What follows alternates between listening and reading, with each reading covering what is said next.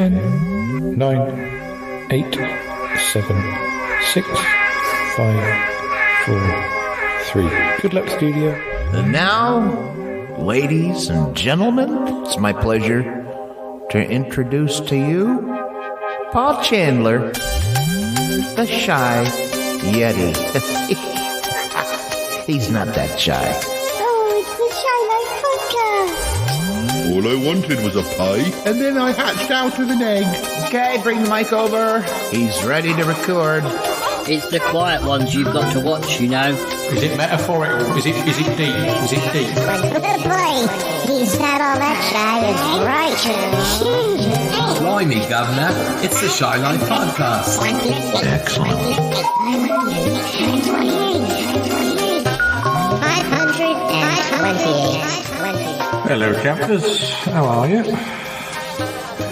Hello and welcome to just another episode of the Shy Life Podcast with me, Paul the Shy Yeti. How are you doing? I'm all right. We've got a special guest this episode. He's been on the show before, but he's back. It's Leigh. How are you doing? Hello, I'm doing fine. I have a little blanket around me because it's a bit chilly. Oh, I feel a hot water bottle. It's fine. It's March. Well, it won't be by the time this episode goes out. No, it'll be the height of summer. Yeah, but anyway, listeners, I need to run the theme music. So we're going to be talking about the music of 1997 when we return. So let's run the theme music. When we come back, Leigh and I will be talking about some pop classics, well, and some rubbish as well. Anyway, run that theme music. Darling, it's the Shy Life Podcast.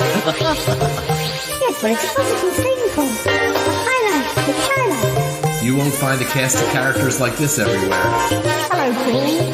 You don't want for now. I'll go anywhere for potato. Delicious. This particular episode of the Shy Life is a little more abstract than usual. Go Shy Yeti. Oh, I hope he hasn't found out my secret. I think he has. If you thought that was bad, just listen to this. Oh, I can't wait. I can't wait for it to begin. It's the Shy Life Podcast. So we do recycle. Yeah. I am strangely drawn to Yankee John's ankles as well. Has the Shy Life Podcast slowed down? I don't think so. It's all green and yum, yum, yum, yum, yum. And we're back. So I should ask you probably before, we might be too tired at the end. How many podcasts are you doing now? About 17, is it? I'm on every podcast that exists in the entire world. So I do my kind of first one, which is Chewing the Cud, which is sort of like a television thing that you can find on YouTube and places like that. And then I do a radio show on a Sunday night called Sunday Late and Live. I do quirky stories on that, and you can find that on the internet. And then I do kind of a thing that kind of came out of the pandemic, group of friends talking about pop music that we're called the Pop Gays of a Certain Age, and you can find us on Twitter. And also just open any magazine and I'll probably be in there as well, or usually just your front door. I'm probably stood there as well. Come in. Handing you your milk. To be fair, I am on quite a lot of other people's shows as well, so I can't really complain. But yes, well, I was looking to see when you were last here. We talked about 1996. Well, the episode went out in late August 2021. Although I think you've featured in more recent episodes, because I think we were nattering after the show and had said something. So I think I've included you in extra material, which was cut more recent than that. But so I guess we're doing 1997 this time, and hopefully next time we'll do 1998, and then we have to remember to jump a year, because the first time, or one of the first times you and I talked about music, we started with 1999. So did we? Yeah, wow. we did. So, but then I did the 80s out in the wrong order. I did the 70s in the wrong order. I actually did the 60s in the right order. But generally, I think it's because I start off doing these episodes and think, oh well, I'll just it might just be a one-off, and then like episodes down the line, oh, actually, we've nearly done the whole of that decade. We've just done it in the wrong order, but never mind. It's a time warp. It's a time warp, but so I don't think it was in the charts in '97. But what were you up to in '97? Possibly not much different than '96, but just. Oh, let me have a think back. It doesn't seem that long ago, but it was about 100 years ago, wasn't it? I think I was still working in my first job. Yeah, I think, yeah. That's that's about as much as I think I was doing. Yeah, I was young, fresh-faced. I was doing quizzes and stuff, going to quiz nights. I'd moved to Surrey by '90, so I moved to Surrey in '96. So I was well and truly away from university by '97. Yeah, I'd finished all that. Yeah, I was probably trying to tease my hair into a Mel B. Horn style, that kind of thing. I've got a list here of things that's supposed to have happened in '97, but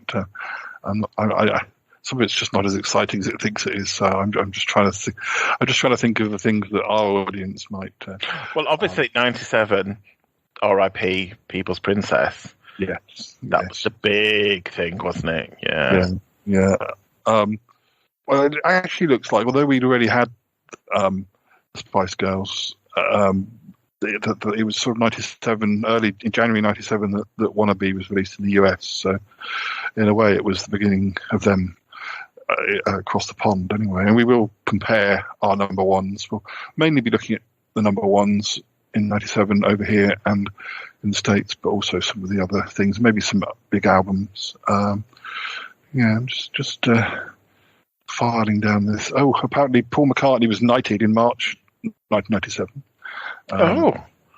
Sometimes you forget these people. Some of these people who don't use their titles, you forget. Some of them are very keen to use their titles, and some of them they don't, do they? They don't. They go, oh no, don't use that. I would use it at every available opportunity. You'd ask to be called Sir. If you're going to call me Sir, you're going to call me Sir, double Sir. Yeah. Yeah, like when I rang up for takeaway and they'd ask for name, and I'd go, Sir Leigh Robertson. That is, I should be collecting it. MBE, OBE. Yes. Michael Hutchins died in '97. Oh, right, yes. The unfortunate hotel situation, wasn't it? November. And the Spice Girls, they dropped Simon Fuller as their manager by the end of that year as well. Oh yeah, it was the girl power revolution, wasn't it? But I think we'll leave the rest of the. I think we'll move on to the music. We'll trouble with some of these facts and figures. They give away hints about other things. So look too deeply. So the first number one in the UK in 1997 was. It's always a weird one because it doesn't really remind me of that person, but I better tell you what it is first. It's Professional Widow by Tori Amos, but it's that remix version. Yes. You only really hear her say a few lines, really, and it's more the... So I remember hearing that because around '97, I was in Camberley, and Callum and I used to go to this nightclub, which was their local nightclub, and they used to mainly just play stuff that was like long dance remix stuff of things that were in the charts. But then occasionally, or for about an hour, they might play stuff like Love Shack and Spice Girls, and the dance floor was always more popular at that point in the evening. And yet he refused to kind of just say, oh well, my clientele are all probably, of the age that they'd rather hear. Although I suppose I was still in my 20s, but even though we didn't really like the long dance remixes of stuff. But I remember hearing Professional Widow before I really realised that it was Tori Amos, I think. To be fair, it's the only. I'm going to sound quite controversial. It's the only song I ever liked of hers, apart from that one about cornflakes. Well, yeah. I was sort of more interested in her Because I used to be quite a big Kate Bush fan, but I started to get a little bit bored of her around the time that she stopped, stopped for the first time in the 90s, and then Tori Amos came along, and for a while I was quite happy just to listen to Tori Amos instead. But then I kind of got distracted by Britpop, which was much more exciting, and I didn't really follow Tori Amos that much, so I kind of lost track of what her current songs were by then. So she was deeply trendy. She was deeply hip with people. She, the whole. Did she have an album where she was breastfeeding a piglet? Yes, that's right. Yes. Which is nice. How did that work out for you, Tori? How old is that pig now? Gosh. It should be pushing, well, if it's still around, pushing 30 by now, wouldn't it? That hog. Maybe it won't last that long, I'm not sure. But, I hope she kept it, looked after it, didn't give it away. Anyway, I mean, I don't know. I'm just thinking too many things now. Does she even know that piglet? I don't know. Did it get royalties? Did it have a nice life? Like that swimming baby in Nevermind by the Nirvana, and you see pictures of what it looks like now, but you never see what that pig looks like now. No, he's suing them, isn't he? I read somewhere that he's decided to sue the record company for saying that he didn't have the choice. Well, he was a child, he was a baby, he was a bubby. So how could he have a choice? Very strange. Yeah. Somebody gave an agreement to do it. They didn't just nick him from a pram and stick him in the water. No, yes, somebody agreed. Yeah, catch. Odd situation. I doubt that pig is still around. To be fair, I'm looking down the sort of other songs we've got this year, and I wouldn't say it's a year where there's like, oh my goodness, that looks like a massive. There's not one that's like 12 weeks or anything like that. The longest number one is 5 weeks. There's quite a lot of number ones that were just number one for 1 week or 2 weeks. Even the ones that clearly sold a lot, none of them were quite to the Bryan Adams or Whitney Houston or not even the Shakespeare Sister length of number one. But so Professional Widow was number one for 1 week, and then the next number one was White Town, Your Woman. Oh, yeah. I remember, but I don't. I have a feeling it was. Well, it had a sample, didn't it? It did. I think he was one of those kind of short-lived artists that kind of did everything in their bedroom, kind of produced the whole track. So there was like him, and there was Daniel Bedingfield, and who was the other one that had the Babylon song? Babylon Zoo was Babylon Zoo, yeah. And they kind of like did everything in their bedroom, and then they did massively in the charts. It was I think it was a one-hit wonder, wasn't it? He didn't follow it up with anything. Yeah. Somebody else somebody called Tyler James did a cover version in 2005, but I don't know why it's mentioned really, because it didn't even make the top 40. But okay. And somebody called Princess Chelsea did a version in 2009. That hasn't even got a chart position at all. So, I was just going to check that whether I kind of feel like it was a one-hit wonder, but I was just kind of. They've actually had quite a lot of. They've obviously continued. There's still there's about 7 albums under the title of White Town. Okay. There's been an album before. I mean, the one with this hit on only got to 83, and the other ones don't have chart positions. So, but they obviously have continued. I guess it's not on a big. He was only really on a big label for that particular album. He has other singles. The follow-up was called Undressed, and it got to 57. That's the only other single with a chart position of any sort. Absolutely no recollection at all. But he was that Your Woman was, I think, the UK was the only place where it was number one, but it was number 2 in Australia, number 4 in Canada, number 5 in France, 5 in Ireland, 5 in New Zealand. So he got a decent amount of royalties for that around the world. As long as I would have thought the original sample, it says it was from a 1932 song. So hopefully that was out of copyright. Yeah. Was it that na na na na na? Yes, because I think Dua Lipa's recently used that, hasn't she, in one of her tracks? Look at me sounding hip, Dua Lipa. I know about Dua Lipa. So our next number one is, again, only number one for 1 week, and it wasn't their first number one. It is Blur with Beetle Bum. I was a big Blur fan at the time, so that sort of made me pleased that they were. There's not that. They're one of the few sort of, for want of a better word, in indie bands or sort of rock bands that are in the charts in '97. Well, that were number one in '97. I mean, we're past the sort of the height of Britpop by now, although a lot of those bands were still about, but. Yeah.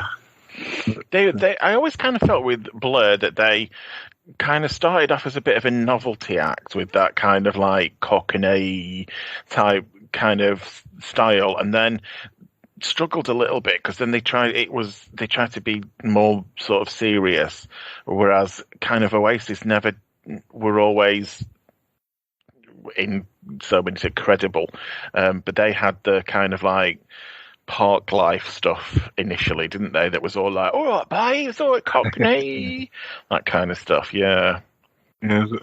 Oasis didn't really sort of there. They sort of stayed in the same area, sort of thing. But that was number one for, because I think they only had the 2 number ones. They had Country House, which again is more of a novelty, so it's not their best song by any means, but it's of the 2, I probably prefer Beetle Bum, but it's a bit depressing for some people, I think. Next number one, again for 1 week, is LL Cool J with Ain't Nobody, which is I think it is supposed to be the same song as the Shaka Khan song. Okay. I don't really remember or quite how it was different from. I don't remember it at all. I don't remember that. I don't remember a lot about LL Cool J. No, it says it was sort of like a remix. It was on the Beavis and Butthead Do America film. Okay. But, I'm not quite sure. Sort of. Whether there was any of Shaka Khan actually still on the track, or whether it was. Wow. I must have just completely not even acknowledged it. I must have been just into what I liked and then blocked out anything else. Yeah. Well, the next number one is for 1 week as well, and it's a famous band, but I don't know that it would be one that a lot of people would remember that they did that was number one. It's U2 with Discotheque. Now, I actually prefer, in a way, 90s U2. I find 80s U2 very serious. They look like they were having a lot more fun in the 90s. Yeah. And I think I did like Discotheque at the time, but it's not one that I could. So I think they were all dressed up. I think they did look like they were having fun. I think they were taking the mickey and all dressed up, sort of disco-y. I can't remember. It's one of those where I'm thinking, really? Was it when they did the tour that had the giant lemon thing? Sure, it did. I don't think it's even after that. It came from their album from '97 called Pop. Right. Because didn't they have, it wasn't a bit like Tori Amos, somebody remixed one of their singles and it was like a massive dance banger. But I can't remember what it was called. Yeah, I know what you mean. This was like the first single off this new album. They hadn't done anything for a couple of years. And it's produced by Flood, and he was a dance producer. Yes. He sort of worked with people like Depeche Mode as well, and Gary Newman. And well, apparently, looking at the blurb, it was the lead single from the album Pop, which was electronic dance music influenced. And you're right. In the video, they dressed up as members of the Village People, which is it's one extreme to the other for you two, isn't it? I remember another single. The next single off that was top 3 as well. And it's funny. I think that I don't know what's happened to half these bands. I think they're still about, but you just don't. You might look on their Wikipedia and see, oh, right, they had a number 1 album, but you don't remember ever hearing anything from it, or because the singles used to be the sort of, if an album did well, that was all very well, but the public kind of knew about the singles if they did well. Really. Well, apparently that album Pop had 7 singles. No, 6 singles. Discotheque was the first one. Then there was Staring at the Sun. Don't remember that one. I remember that one. Last Night on Earth, which was in July. Please in October. If God Sends His Angels in December. And Mofo in later on. I think there must have been a double A-sided single. Again, not a single recollection of any of this. I feel like I might remember the Staring at the Sun one, but other than that, yeah. But they still. It wasn't like it was the beginning of the end, because they did have an album either late in the 2000s that had some. They might have had some more number 1s even. Yeah, it was that. Was it Beautiful Day? That was like a massive, massive hit. And there was a particular album I can think of where I think they're at an airport on the cover, and I think that happened. Yes. Yeah, they probably have made a huge amount of money, and Bono is just at home polishing his collection of yellow lensed sunglasses. Yeah. I just hope they're happy.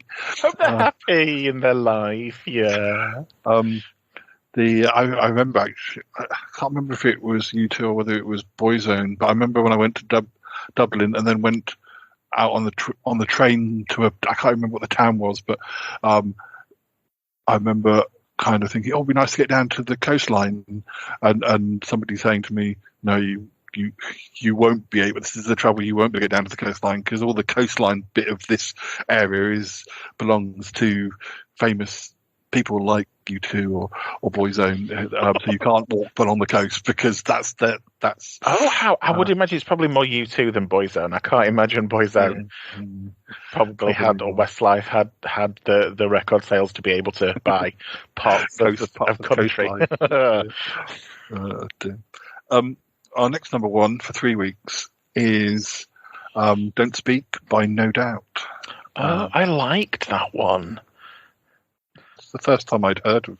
That was their third album. It was their 3rd album, but I think it was their breakthrough hit in the UK. Yes, yeah, they were good. They were a nice. That sounds patronising. They were a nice band. But I did like them, because I quite like some of No Doubt stuff. I don't.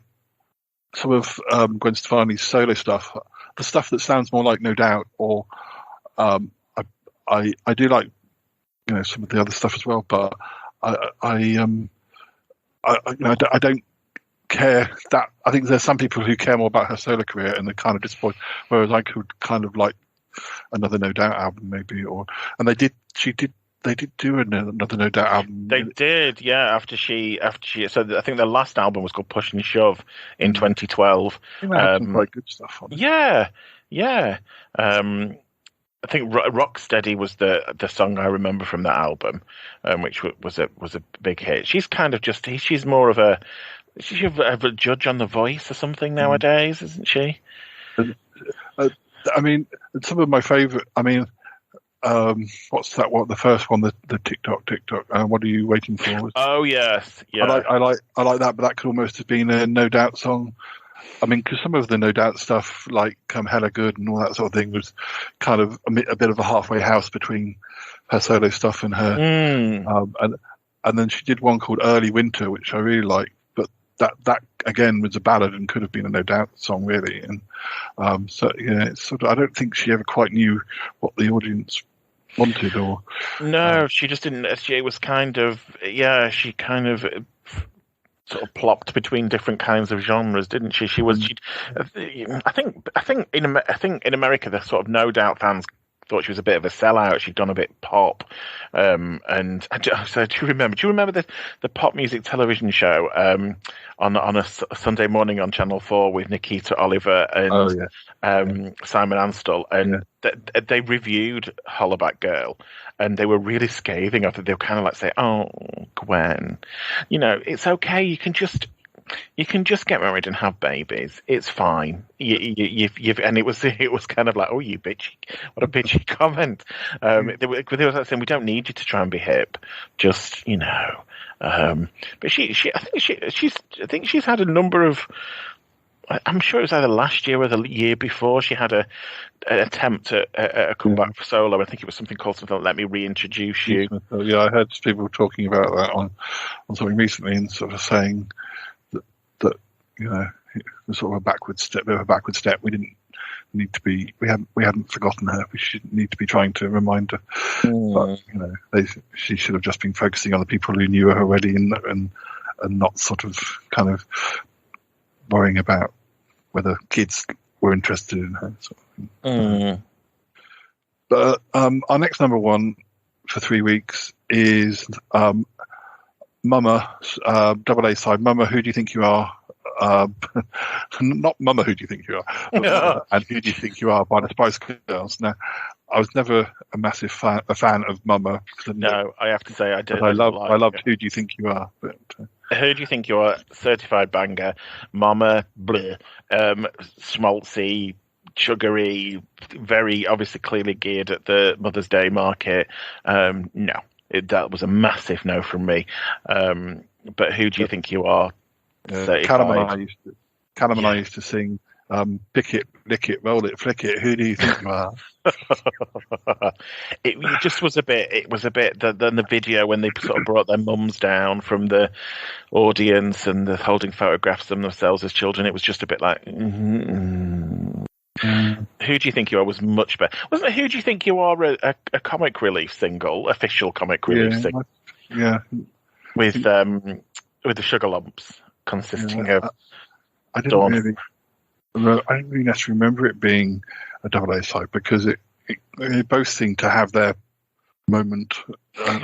Separate entities because rather than together. Mama would have come out around the time of Mother's Day. I think came out in mid-March, and I got the feeling that it was shown a lot around that time. But I didn't remember. Who Do You Think You Are would have been released in March. Well, obviously it was double A side single because. Yeah.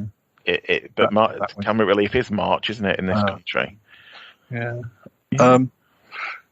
After that, next number one, back to just for 1 week. It's Block Rocking Beats by the Chemical Brothers. I quite like this. It's not my usual genre, but back when another one was Block Rocking Beats. That's about as rave as I get. Yeah, I definitely had some Chemical Brothers stuff, but would perhaps get the album and think, maybe that's too much. But I liked. So I think a greatest hits package would have been better. But then you have to wait. Yes. Yeah, and it was Block Rocking Beats, and then did they have Hey Boy, Hey Girl, Superstar DJ, here we go. Yeah, I feel like I was more a visitor at that party rather than it being my world. But I wouldn't have bought an album. I would have perhaps bought the single. I feel like I bought the album, perhaps the next album, which might have been one of the ones where Noel Gallagher did. They did a few that were. Oh, close. He did, didn't he? Yes. But next number one. Oh dear, for 3 weeks. Don't say it. It was I Believe I Can Fly by R. Kelly. Oh, I hate it. I hate it. I just generally don't like sort of male singers singing soppy songs. No. Very much. I hated it then. I hated it now. Yeah. I hate even if he wasn't a questionable human being, I still would have hated the song. I hated it. It's just very mawkish, and it's very much in that same league as that John Legend song that goes, "All of me, that's all of." Oh, I just can't bear it. No. And I do believe in the video he did fly. Oh, I think he was wearing white, and he raised off the floor into the sky. Well, he didn't need to come back. No. But next two number ones were really number one for 1 week. One was, and again, I would guess that this isn't his most famous number one. It's "Blood on the Dance Floor" by Michael Jackson, which I can't remember at all. Oh, I actually quite like this one. It's an upbeat one. Yeah, I think it was he did like a remix album, and that was one of the kind of like the lead track from it, and it was quite good. It was, yeah. I think the album cover was him in a red suit on a dance floor with his arms outstretched. Yeah, I quite liked it. Again, it wasn't a massive Michael Jackson hit, but it was a good one. I'll have to have a listen when I'm editing. Now, I don't remember whether this is the first. I think it was from. Oh no, it says it was his second single. But this is following the split from Take That. It's Gary Barlow, "Love Won't Wait for 1 week." It's a bit of a guilty pleasure song of mine, this one. I have to say, I'm sure it was written by Madonna. I'm pretty sure it was written by Madonna. Pettibone. I don't think it was written for Gary Barlow. I don't think she went, "I'm going to write a song for Gary Barlow." I think that in a northern accent like that. I think it was like, one of those record company things that they've got this song hanging around, and they offered it to Gary, and he went, "I'll love it." And yeah, I quite liked it. It was a bit of a bop. It was a bit up tempo. I'm sure I remember it. I'm going to have to listen to this one as well. It says it was an unreleased demo from Bedtime Stories in 1994. Oh, right, okay. Yeah, it was when he'd kind of buffed himself up, and there was in the video. There's lots of. I think he's in a car. And it breaks down, and he has to get out of his car and go because love won't wait. You see, so he's got to get out of his car to find that love. I mean, he's not the most charismatic of leading people, singers, but it was okay. It was worth the £1.99 I probably paid at Woolworths for the single.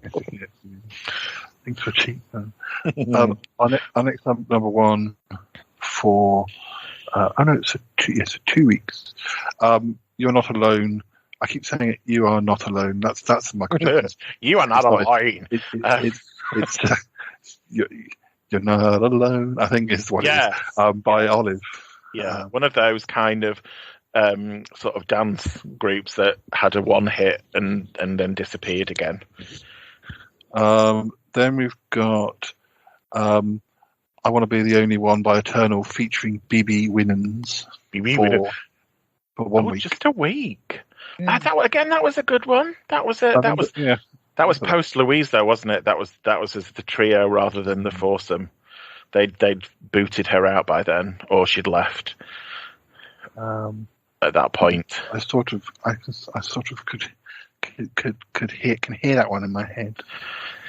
I want to be the only one to love you, to protect you from the rain. Just give you an umbrella. That's all you need to do. Our next number one after that for 3 weeks is Hanson doing Bop. Oh, yeah. I don't know how I feel about Bop. I think at the time I loved it, and then it became a bit cheesy. Mm-hmm. And then I don't know if I like it again now. I'm not sure. I think I like Where's the Love, the following single. Yes! I do like that better. And I do like there was another one that they did. And I can't remember it. So that's fine. Because I think Where's the Love got to number 4, so they weren't a one-hit wonder, but they had a few hits. I don't think they followed. I don't think they had a hit second album. I think it was just that was it. That album was of its time, and then they kind of. Although they're still going, Hanson, they're still going. They released. I think they're all married, and they've got 18,000 children each. Yeah. But they still record and release and tour. The next number 1 was for 3 weeks as well. I'm not so sure I'm so keen on this one. It's Puff Daddy and Faith Evans featuring 112, I'll Be Missing You. But wasn't that a sample from a Police song? Oh, it was that massive one that was in tribute to, was it Biggie Smalls or one of their friends that got shot? Yeah, I wasn't keen on that. No. Yeah, I'm sure there was I don't see it mentioned. I'll be missing. She sang the chorus, and he. It's Every Breath You Take. Yes. Yeah. So after Puff Daddy and Faith Evans, we have Oasis. So both Blur and Oasis had number 1s in '97. This is Do You Know What I Mean, which was only number 1 for 1 week, but it was from that Be Here Now album, which was their sort of. Well, it was a very big album, but I think it got a lot of criticism for being very overblown. Maybe all the tracks were really long, but it was very popular. So, and then following that, we have Puff Daddy again, just for. Well, actually, that's weird because when it came back, it was because they actually were. If you actually count the twice that it was number 1, it was actually the longest number 1 because it was 3 weeks the first time and 3 weeks the second time.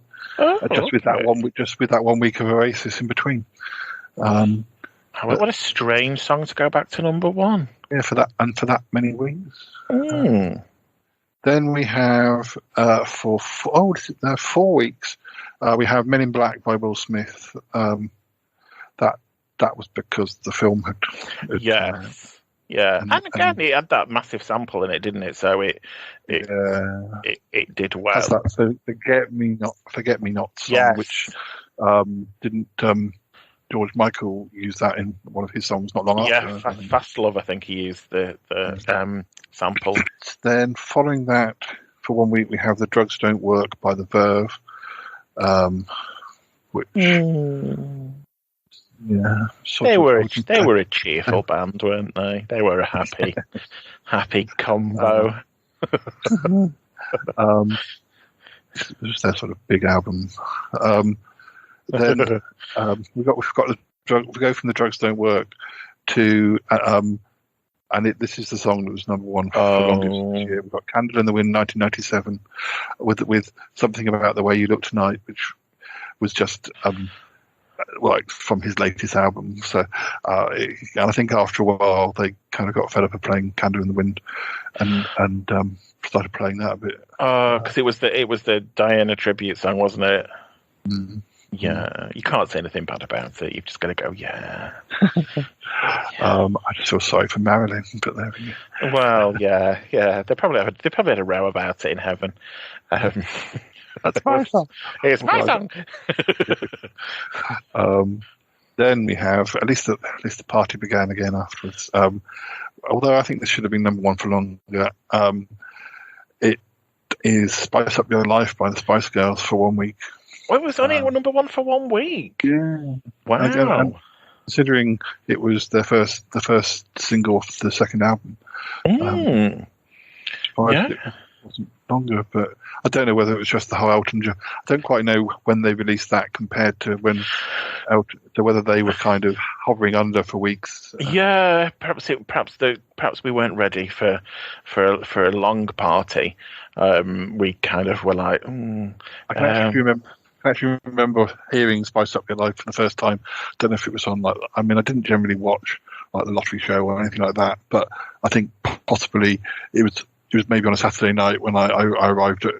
I was still living in Camberley, and Callum and I used to go out, and I would go around his house, and perhaps we were waiting for other people to arrive, and the TV was on, and I remember everybody else sort of talking, and I heard it, and I was kind of, because considering I wasn't I liked certain songs or certain singles from their first album, but I wasn't a bona fide sort of Spice Girls fan, but Spice Up Your Life kind of, I remember hearing it thinking, that's really good.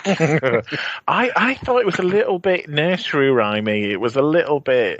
It was kind of verging on a bit novelty and a bit cheese. I preferred the other singles released from that album, but it served its purpose to introduce. I mean, there's some lyrics in it that are a bit nowadays. You kind of think, would they be a little bit troublesome nowadays? I think is it the Yellow Men in Timbuktu? I don't know whether you would be able to kind of get away with that nowadays. Probably not.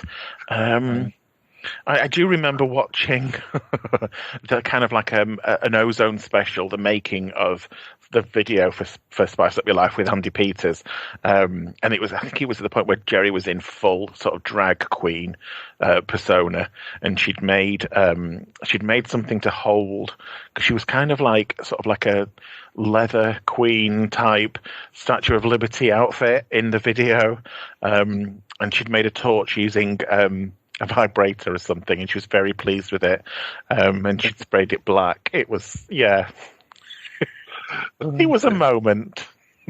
And yet when you see her these days, she seems so prim and proper and well behaved. Yeah, she's become a Stepford wife. The real Jerry is locked up somewhere, I'm sure, in a shipping container, banging to get out. Well, our next number one was number one for 4 weeks. We're up to November now, and it's Barbie Girl by Aqua. Oh, the start of the full-on bubblegum pop comeback sound, wasn't it? But Barbie Girl, hey Barbie, yes. I was a fan of Aqua, I have to say. I don't think I ever sort of bought anything of theirs, but I think there was the odd single I heard which I quite liked. But I don't know that they had hits beyond their first album. I don't know if they had a second album. But I think they did. They had the first album, which was massive, and then there was Cartoon Heroes, which was their second album, which had like Dr. Jones, which was a big hit, and then I think that was the kind of it. They have been backwards and forwards. They're still going. They're still around. They kind of released more of a serious pop album a couple of years ago. But yeah, I think they have a greatest hits as well. I think. I see they have other number one hits to come. Not this year, but in the future. Well, they had a single in 2021. I don't think it charted highly anywhere. But following them, what was this for? What charity was this for? It's various artists. Perfect Day. Was that Children in Need? Yes, it was like a BBC thing, wasn't it? Basically, if you haven't heard it, it was basically lots of famous singers singing bits of yes, they all sang a line, didn't they, of it? Everybody you could possibly imagine. I remember Heather Strong. Is it Heather Strong? Heather Small. Heather Small from MP. Heather Strong is a sister. Because I remember we sort of used to parody when it was beyond the TV. We kind of got when you got to the point of knowing who the different people were. Yeah. Everybody had such different singing styles that it was quite easy to parody. Heather Small. I'll make it with you. Because Lou Reed, who did the original, did turn up. Yeah, he did. There was, I think, Kylie was on it. There was a lot of people. Elton John was on it. There was. I can tell you who was in it. We've got Lou Reed, Bono, Sky Edwards from Morshiba, David Bowie, Suzanne Vega, Elton John, Andrew Davis, but he was a conductor, so whether he just waved his baton, I don't know. Boyzone, Leslie Garrett, Lou Reed again, Burning Spear, Bono again, Thomas Allen, he's a baritone operatic person, the Brodsky Quartet, Heather Small from M People, Emmylou Harris, Tammy Wynette, Shane McGowan, Shiona White, a tenor horn player, Dr. John. Gosh, it goes on. Kylie wasn't in it then. I'm thinking of something completely different. No, I don't think she is, but we've still got more. We've got Dr. John, David Bowie again, Robert Cray, Huey Morgan from the Fun Loving Criminals, Ian Brody from the Lightning Seeds, Gabrielle, Dr. John again, Evan Dando from the Lemonheads, Emmylou Harris, Courtney Pine, the saxophone player, the BBC Symphony Orchestra, Andrew Davis again, Bono again, Brett Anderson from Suede, the Visual Ministry Choir, Joan Armatrading, Laurie Anderson, Heather Small again, Tom Jones, and Heather Small again, and that's because you can tell that because those Heather Small and Tom Jones would have been competing for those last few bars. Yes, yeah. I'm not sure what charity it was for. I am looking at it, but it doesn't. Oh yeah, it was Children in Need. It's a charity single for children in need. So yeah, you can't really say much about it. I mean, they weren't all in the same room recording it. They probably were all in different places. The thing is, because the original was in '72, but Duran Duran did a version in '95 on their covers album, and I can't remember how well that did, but I think it did okay. But that album was a bit derided at the time. But then it got to number 28 in the singles charts. The Duran Duran version. But then the same year, Kirsty MacColl and Evan Dando did a version, I think possibly for her greatest hits album. So I felt like I'd heard, and then this was only a couple of years later, I felt like a lot of people had been covering it in that 2-year period. And because I like Duran Duran and I like Kirsty MacColl, I'd already heard like, again? There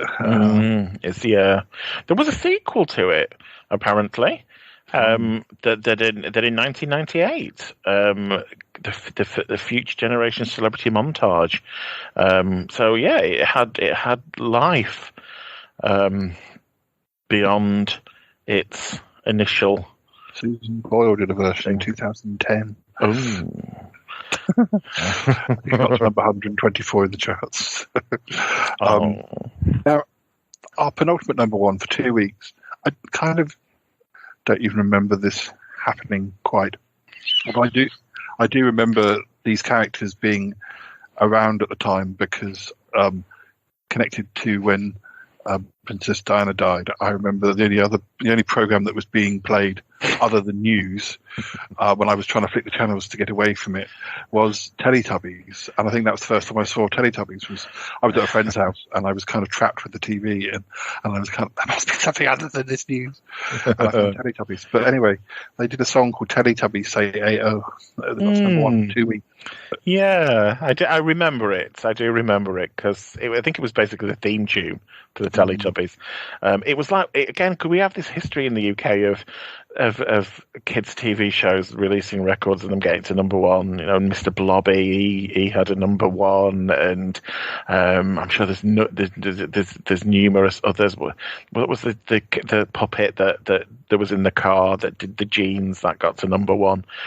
Mr. Ozzo or something like that.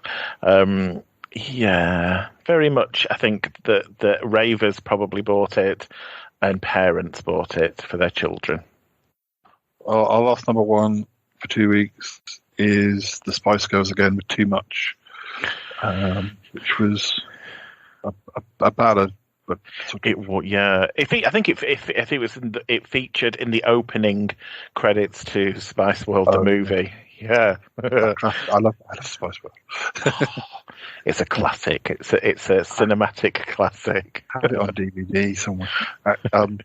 Actually, I usually say what bands have number ones the following year at the end of the episode, but I'm just, as I've got it in front of me, I'm just glancing and it seems like there's endless number ones in 1998, like lots of number ones for 1 week. But anyway, we'll come back to that later. But I just want to quickly see if are there any other big singles that we're sort of, well, I'm sure there are, but are there other ones that, Let's have a look. almost.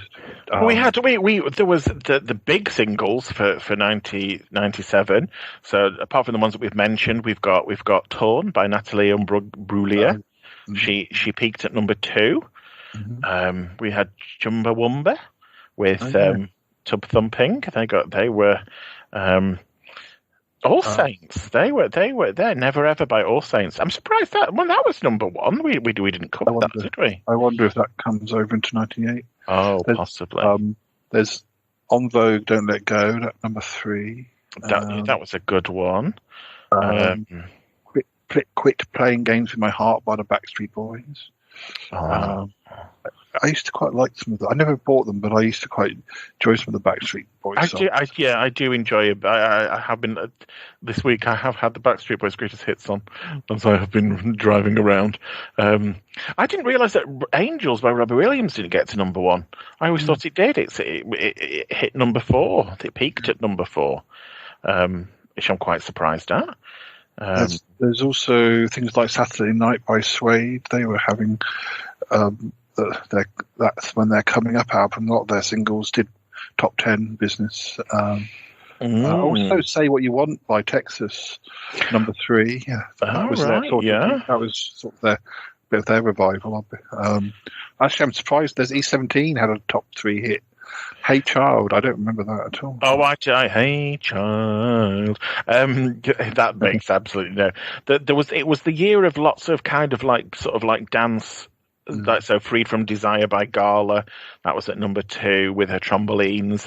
There was Alternate. She got to number 4 with Free, and then we got Encore and Foi by Sash, that got to number 2. So an Ecuador, Sash. So Sash was around quite a lot, and he had quite a lot of hits that year. Who is he? Where is he from? Where is he now? Maybe he's looking after that piggy. Quite possibly. We got Nancy Boy by Placebo. That was big. And Walk On By Gabrielle. That was a cover, but it was top 10. And Michelle Gale from EastEnders. Do you know? Michelle. I don't remember that one, but I do remember liking at least one of her singles.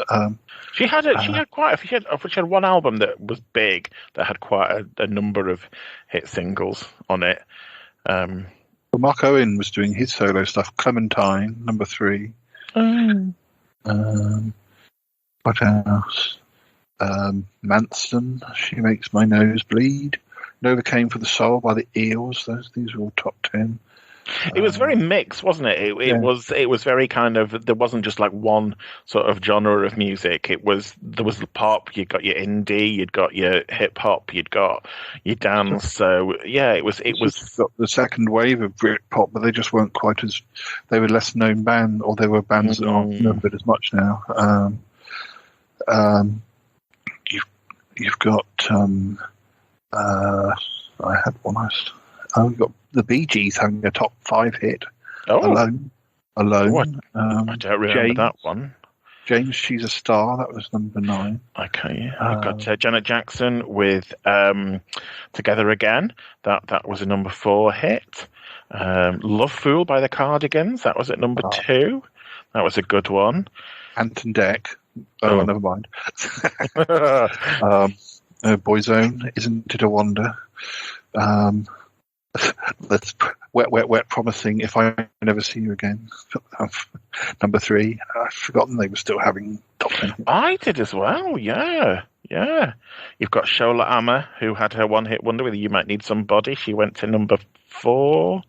Don't remember this one, but she thought you would do, because it's Barbara Streisand and Celine Dion had a number 3 hit with a song called Tell Him. No recollection of that whatsoever. You've got Lisa Stansfield still having top 10 hits as late as 97. I think they did a remix of People Hold On, but she's got one called The Real Thing as well. Yeah, I think that was a cover of what was he called? The Barry White. I think that was a cover of Barry White's song, I think. You've got the Pet Shop Boys with Red Letter Day. That's the top 10. Supergrass, Richard III. That was number 2. Depeche Mode, It's No Good, number 5. Blur. Oh, there's also the Blur song 2. That was number 2. That's probably in a way the more famous song off that album than Beatle Bum, really, because that got used on all sorts of adverts. And, Texas had another top 10 hit. Lightning Seeds. Oh, I liked the Lightning Seeds. You showed me. I think that was a cover version. Republica, Drop Dead Gorgeous, number 7. Jamiroquai, All Right. Primal Scream. So many. Radiohead, Paranoid Android. Oh, because that was the year that OK Computer came out. That was. I'm sure we'll see that in the list of big albums. Because there is so many. Because most of the Blur singles from that album, On Your Own, that was number 5. But most of their singles were doing very well. And Robbie Williams' Lazy Days. That was before Angels, even. I think. Yeah, I think so. Meredith Brooks' Bitch. That was everywhere. She's a bitch. She's a liar. She's a lover. She's a something else. She's a something. She will not be the same. Yeah. Ocean Colour Scene. Karma Police by Radiohead. Yeah, there is Cast. Louise, Arms Around the World. Another U2 one called Please. I don't even know. Oh no, I don't. I don't think that was on. But the Lighthouse Family. I wasn't keen on them. Ash. Peter Andre. Oh dear, he was making his way in there, was he? Yeah. Pulp, Help the Aged. Yeah. So we should probably go and look at some of the albums before we hop over to America. So the big albums of '97, don't have to loiter some of these we'll have talked about, but I'll go through the list and we can. So we've got the original cast recording of Evita, and then we've got Glow by Reef. They were sort of an indie band who they were. I don't know if you really call them Britpop, but then you got White on Blonde by Texas. Oh yes, I remember that. Yeah, that had a lot of hits. Blur by Blur, Attack of the Grey Lantern by Manson, Spice by the Spice Girls.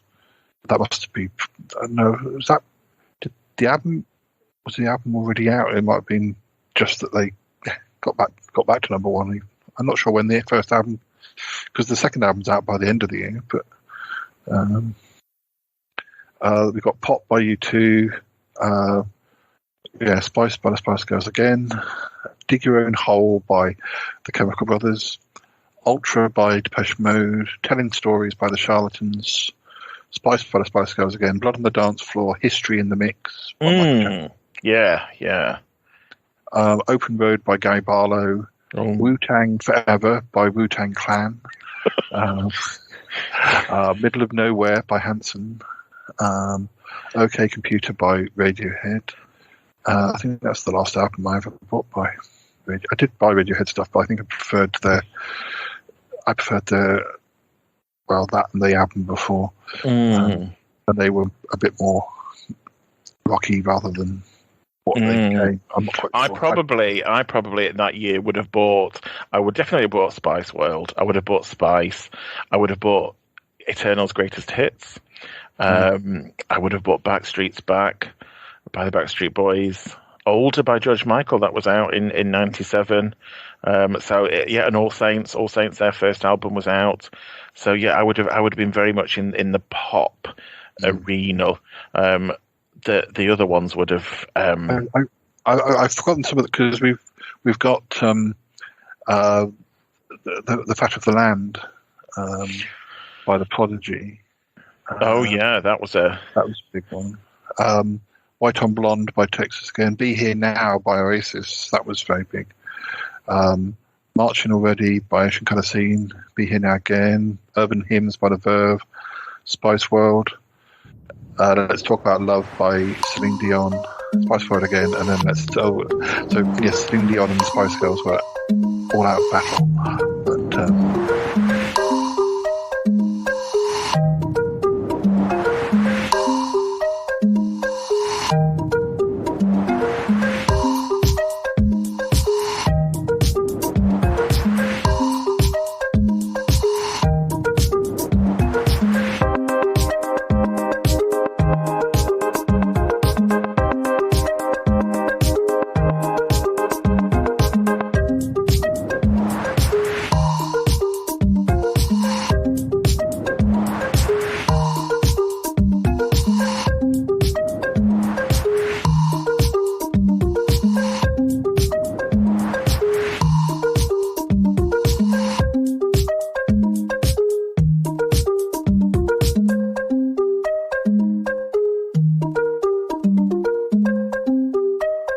so we're heading over to America now just to compare, and the number ones, I think there were far less number ones. There are a lot more songs that were number one for like multiple weeks. The first number one of 97 in America for 7 weeks was Unbreak My Heart by Toni Braxton. Oh, I love that song. Kid doing that karaoke. Yeah, and then I love the doof doof dance mix that came with it, which I think they played more on the radio in the UK than they did the actual original Heartbelt ballad. Yeah, I don't know. Let's have a look, because we haven't even heard. We've not had mention of how well it did in the UK. It was a big hit everywhere. Perhaps it came out the year after in the UK. So it says it got to number 2. Whenever it came out, it was number 2. So yeah, and I'm sure it was around for ages as well. Then following that, we have Wannabe for 4 weeks. I think we noted at the beginning of the episode that they were a little bit later with being launched in the States. Then we have for 6 weeks, Can't Nobody Hold Me Down by Puff Daddy featuring Mace. I don't know. I don't recollect. I no. It got to number 19 in the UK. So. Oh, okay. Sometimes you do find that they just weren't released in the. Yeah, I think it depends what was popular in. So some stuff was never released, and vice versa. I think. Then we have. I'm just checking the position. Then we have the Notorious B.I.G. with Hypnotize for 3 weeks. I just checked, and it got to number 10 in the UK. So whether I don't recognise the name, but maybe I'd recognise it. Then for 3 weeks we have Mbop by Hanson. I can't remember how many weeks it was in the UK, but I think maybe it was maybe a week or so longer in the States. Then we have, sorry, they don't say in numbers. I have to count. 1, 2, 3, 4, 5, 6, 7, 8, 9, 10, 11 weeks. So that's almost double how long it was. And we were just saying this song was probably the longest number one in the UK. It's "I'll Be Missing You" by Puff Daddy. Oh, but right. They had it for 11 weeks, solidly for 11 weeks. Nice. I think I'd have gone to live in Australia. Although I'd probably find it was a big hit in Australia as well. Then we have "Mo Money, Mo Problems" by the Notorious B.I.G. featuring Puff Daddy and Mace. Now I do remember that one. I think it was number 6 in the UK. So yeah. Then we have "Honey" by Mariah Carey for 3 weeks. Oh, okay. Yes, that was deep in Mariah's sort of bikini phase, I think, where that's all she wore. It got to number 3 in the UK. Then we have "4 Seasons of Loneliness" by Boys to Men. I couldn't. Boys to Men. I know they were I think they were more successful in America than they were in the UK, but they were a little bit dull. Yeah, they had that one about going down the road, which I hated. Yeah, I think the only Boyz II Men song that I ever got on board with, I think it was Motown Philly, which was their only kind of up-tempo one that I can remember. Well, this one I've just mentioned got to number 10 in the UK, so it was still good. I'd never heard of that. And now we're literally, that's it for number ones. We got one more, and it's the obvious one. It's Candle in the Wind, 97. By Elton John. That's from early October till the end of the year. Wow. 1, 2, 3, 4, 5, 6, 7, 8, 9, 10, 11, 12. So that's just about scrapes into the longest run of number one. I'm just looking at the list of top-selling singles in the US for 97, and there's some that I thought, oh wow, I wouldn't have imagined that they were a hit in. So Savage Garden, they scored a hit with "I Want You" in America. Gina G, she got a good selling single with "Ooh Ah" just a little bit in America, which I would not have thought that was particularly very American type. I don't know if we is there some of those ones from 96 that slipped in a year earlier, because I feel like we haven't even heard about Gina G. I don't know. Yeah, quite a few that I thought, oh right, okay, I didn't know that would have been. Obviously, Aqua was there with Barbie Girl. They were in the top 100 selling singles. There were people like Coco Jambo by Mr. President, Real McCoy, One More Night, that kind of Euro dance sound that was quite popular for a while. Do you remember Donna Lewis? I love you always, forever. Oh yeah, that was the 64th top selling single of 97. So yeah, interesting. I mean, the albums look different as well. Again, I'll just go through them quickly. We've got Tragic Kingdom by No Doubt, Gridlocked, which is a soundtrack, Tragic Kingdom, Unchained Melody, The Early Years by Leanne Rimes. Secret Samadhi Live. I don't think that's pronounced right, but I don't know what that is at all. It's an American alternate rock band I'd never heard of. Howard Stern Private Parts, the album soundtrack. Pop by U2.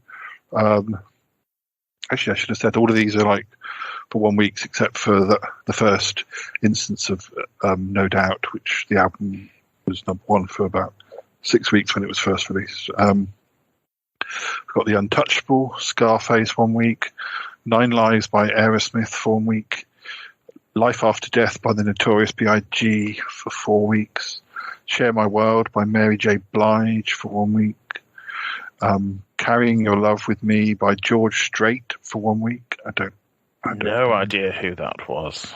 He looks, it's an American country singer.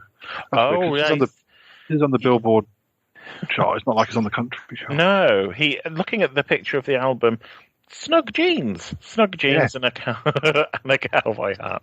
Yeah. Dealey is protesting. He doesn't like some of these songs. Then we've got the Spice album for 4 weeks, the Wu-Tang Forever for 1 week, Butterfly Kisses by Bob Carlyle. That's an American Christian music artist. Oh, sounds thrilling. Yes.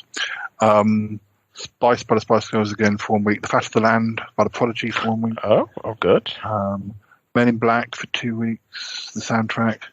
No Way Out, Puff Daddy and the Family for 1 week. The Art of War by Bones, Thugs and Harmony for 1 week. No Way Out by Puff Daddy for 2 weeks again. The Dance by Fleetwood Mac. I don't remember whether I guess it's a live album. Yes, I don't think I've ever heard that. I do like Fleetwood Mac, but I don't think I'd have bothered with a.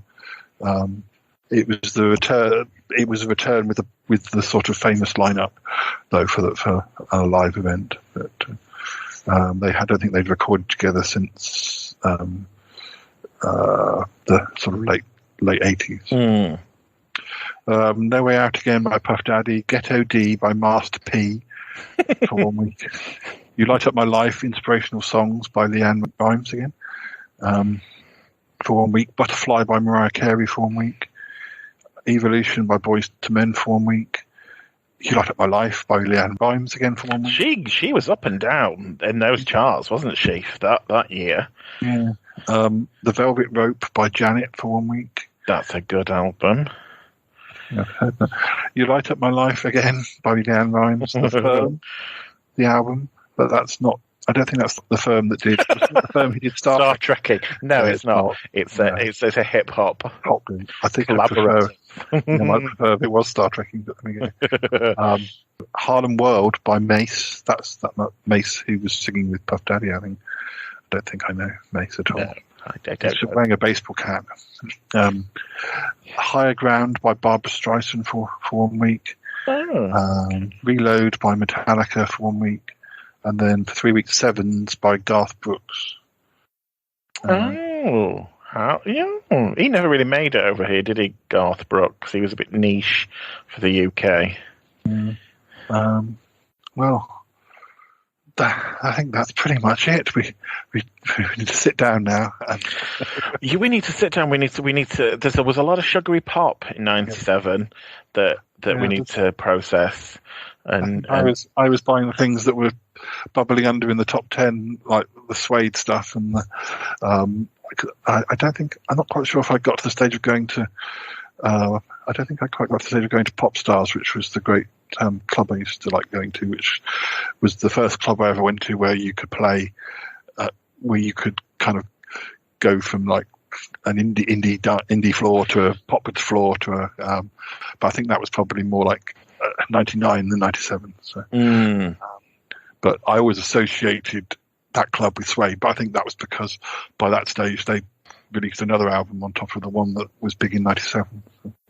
So, before we go, we will be finishing after the end titles with Ick singing some of his favourite songs from 97.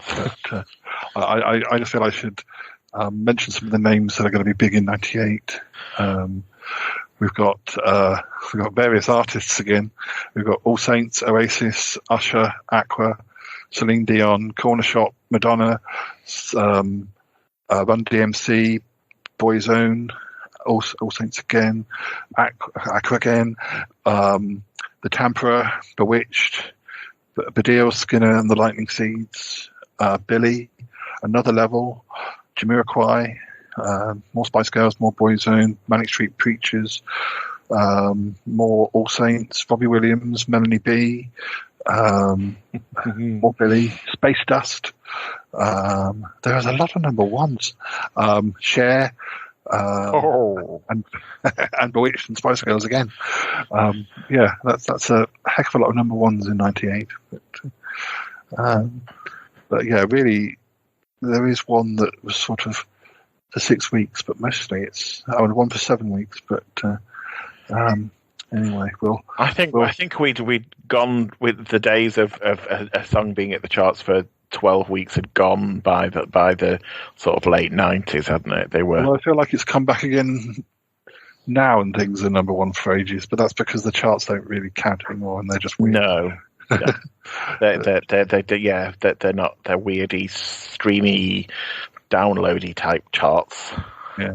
Although I was still very excited when ABBA got a song in the top 10 when they did their album last year. Suddenly it was very important that yeah, ABBA are in the top 10. The world is saved. Yeah. Anyway, well, thanks, Leigh, for chatting with me, and I will get you back again soon. And good luck with all of your adventures. And, yeah, thank you very much. Yeah, you never know when next door you're open.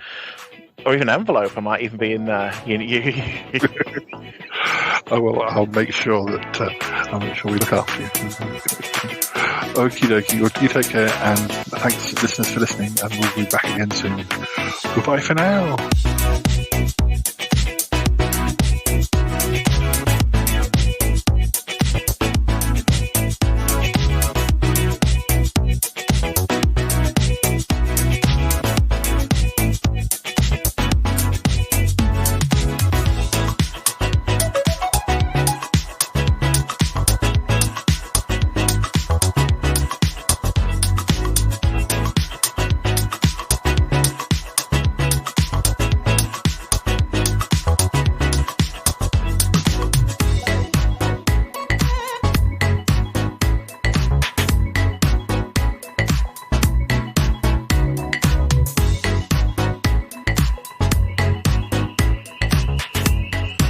So, Paul, what do you think we can expect today from Ike? You know, with the songs of 1997, are you more hopeful? More hopeful than what? Well, you know, when he's done the 1950s. Oh, boy, did he do the 1950s. I'm hoping that he'll know more songs from the 90s. You know, whatever education he did when he first came here, I just hope that they, you know, they played him more songs from the 90s. But I don't know. I don't know. He's very erratic. Do you think he's getting better or worse? Oh, definitely worse. I mean, don't tell him that, though. Oh, no, I never would. Have you ever seen Ike when he's angry? Oh, I have, many times, yes. Particularly when we're doing the singing. Have you ever considered replacing him with somebody else? What, like Yeti Uncle John? Oh, no, I don't think so. He cannot sing very well. You what? Excuse me? I can't do what? I can do anything. Oh, yes, you can. You can, but, you know... oh, dear. Look... I was just saying that nobody can replace Ike. He's such a good singer. Oh, well, you know, it's because I've given him lessons, you see. I am his singing tutor. Oh, really? That's not something I knew. No, that's not something I knew either, Yeti Uncle John. It might explain quite a bit. Your work ethic. Yeah, it's sort of rubbed off on Ike. Oh, thank you very much. I don't think there's many people who can claim to have rubbed off on Ike. Oh, no, I never have myself. No, neither have I, despite the many tentacles that he has. Yes, well, you just wait. We really went into quite detail with 1997. So I'll just make sure he's okay and ready to come on to perform. Yeah, it's a treat. You're in for a treat. Great. Oh, Paul, this explains so much. It jolly well does. Yeti Uncle John is Ike's singing teacher. He would explain why he never knows any of the words and very few of the tunes. Yes, well, gosh. I worry, though, if Yeti Uncle John is teaching Ike, you know, in the rest of his life, he's so, you know, he is so precise, and I could never understand why, when it came to the singing, he was so slapdash. Slapdash is the word. Still, I don't know if the listeners actually notice. Most of the letters I get from listeners are about how good Ike is at his singing. So I do wonder if the listeners aren't paying that much attention. Perhaps they have earplugs in, or they're doing the housework, and and over the sound of the Hoover, then they can't make out that Ike is not getting the words or the tunes right. Anyway, we mustn't talk like this. What if Ike heard us? Oh no, it's not as if anyone's recording this conversation. No, you're right. No one's recording this. It's fine. Nobody will ever hear it. Oh yes. Oh, I can hear the theme music. The theme music? Does that? Oh, we are being. We're being recorded. Turn it off, Cromitty, quick. Oh dear. Oh. Please don't say anything to Ike. Oh, blimey, no. Oh, gosh. I gotta go now. Bye. I want to go with you. Gotta go. Bye. Goodbye.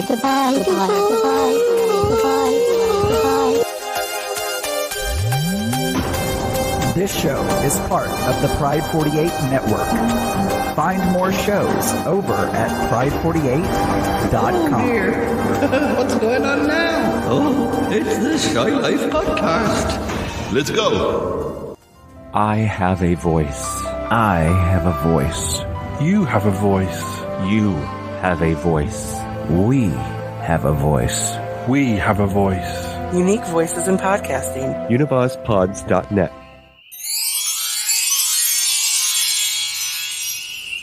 Hello, listeners.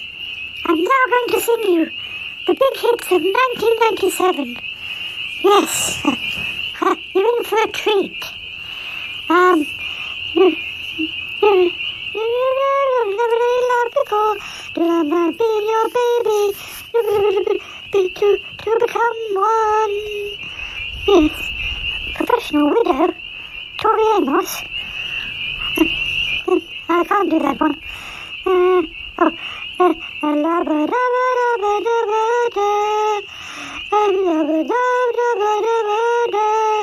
You got to be a woman. Boo, boo, boo, boo, boo, boo, boo, boo, boo.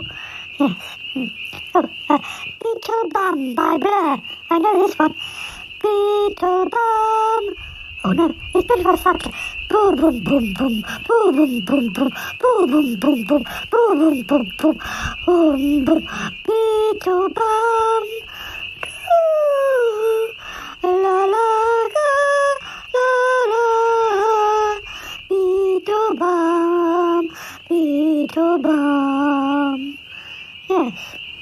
I'm gonna rip away. Anyway, Ain't Nobody. Is that? No, I don't. Discotheque by U2. Can't remember how that goes. I know this one. Don't speak. I love Baba, Baba, I love Baba, Baba, don't hurt it cause it hurts. I don't speak. I love Baba, Baba, I love Baba, Baba, don't tell me cause it hurts. Oh, Baba, who do you think you are? Oh, I'm going to do the second one. Pick it, lick it, roll it, flick it, who do you think you are? Pick it, lick it, roll it, flick it, who do you think you are? Pick it, lick it, roll it, flick it, who do you think you are? Rock Rocking Beats by the Chemical Brothers. Rock Rocking Beats. Yes. I Believe I Can Fly by R. Kelly. Oh, I can't sing that one. Oh, I won't. I just won't. For so many reasons. Mostly because it's awful. Blood on the Dance Floor by Michael Jackson. I don't remember it. Love Won't Wait by Gary Barlow. I don't remember it. You're Not Alone by Olive. I don't remember it. I Want to Be the Only One by Eternal. I want to be...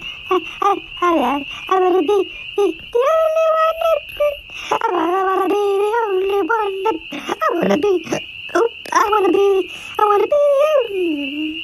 Oh, this is a good one.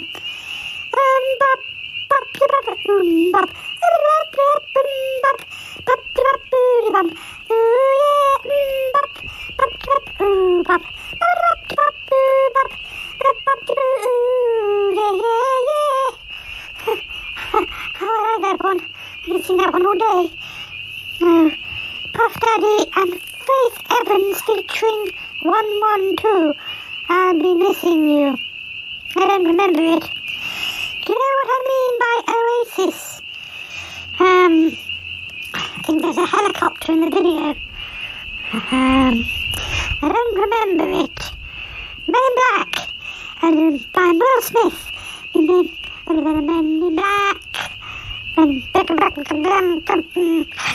drugs don't work. The drugs don't work. Oh look, it seems to me he lived a life like a candle in the wind, never knowing who to turn to when the rain came in. I would have liked to know you, but I was just a kid. The candle burnt out long before the legend ever did. Oh, I think that's the original. I think the words might be different. Goodbye, English Rose. Yes, we are. Oh, yes.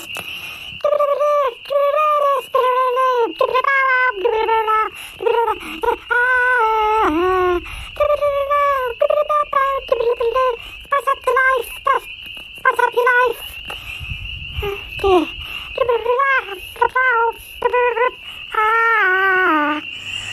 It's such a perfect day. I want to spend it with you. Boom, boom. It's such a perfect day. Oh, yes it is. Too much. Too much of nothing is lots and lots. Too much. Teletubbies say A-O. Dear. Your time's nearly up. Oh, really? All right then.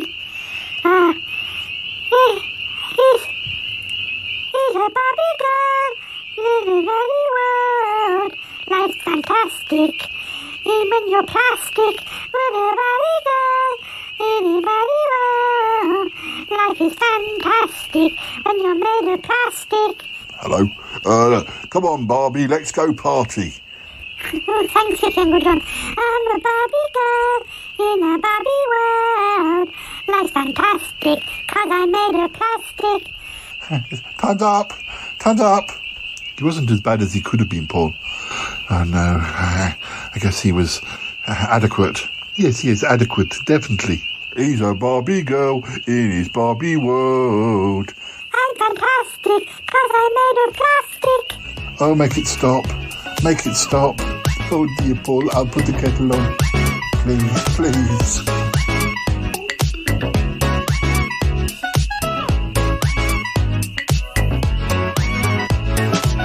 What the hell just happened on this show?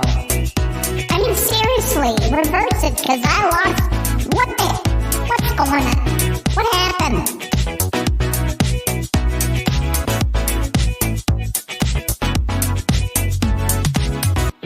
Man, was that worth it or not? Oh my goodness, that was a darling little shoe. 528. Wow, I love that one. Great show, Paul. Yep, that was a good shoe. 528.